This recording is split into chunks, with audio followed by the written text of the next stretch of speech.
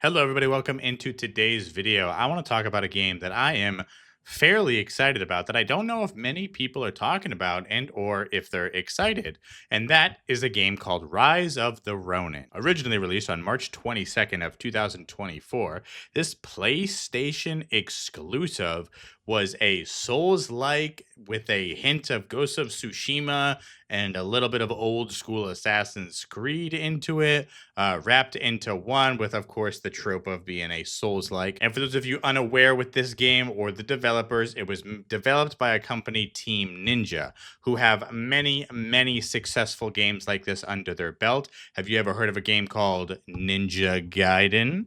Have you ever heard of a game called Nioh? Nioh is interesting because I do think Nioh is the closest we've ever gotten to a Souls-like adjacent, right? A lot of times with Souls like Demon Souls, Elden Ring copycats, they really try to just copy Elden Ring and Dark Souls. And if you've never played any of the Neo games, I really recommend you do that if you like this genre, because this truly is a very similar but unique enough genre game that to me, I mean, I've always said that it's Dark Souls and Neo, but Neo's just never gotten the credit it deserves. And if you're familiar with Neo, or you're familiar with Ninja Gaiden, or even Wo Long Fallen Dynasty, if you're familiar with any of those games, you already know what Team Ninja does. They excel at making challenging combat with a rewarding feeling if you finally master it. Their games are known for deep mechanics and punish in difficulty that truly rewards skillful play and taking the time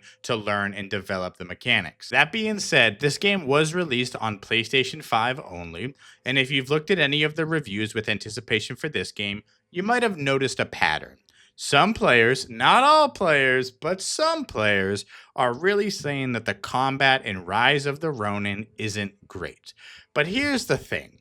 Team Ninja games are just like that. A lot of times, people will confuse combat for not being good with not understanding the learning curve.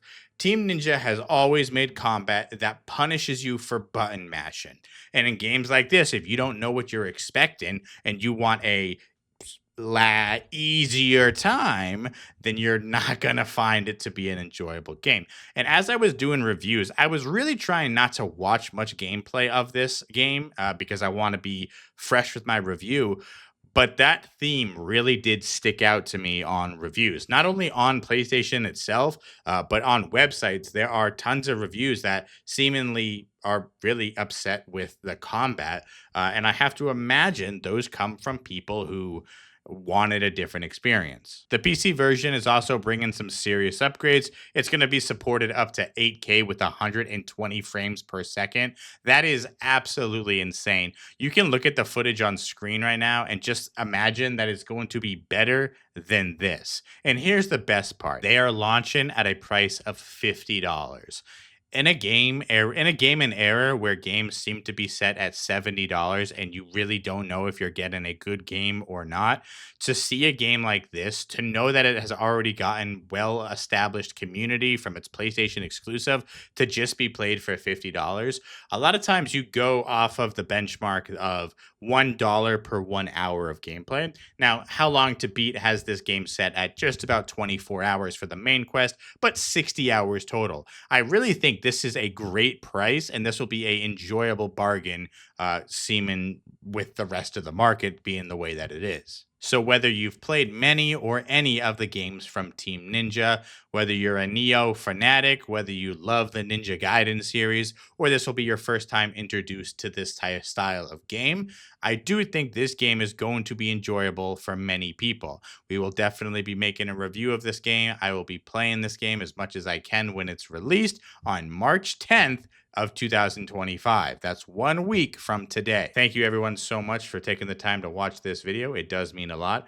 Make sure to like, comment, and subscribe. Let me know if you plan to buy this game, if you're going to even wait for it to go on sale from the $50 at launch, or if you maybe played this game on PlayStation and it really wasn't your cup of tea, or just let me know anything in the comments down below. I will respond to as many comments as possible. I've truly enjoyed communicating with you guys over the last couple of months while I make these types of videos.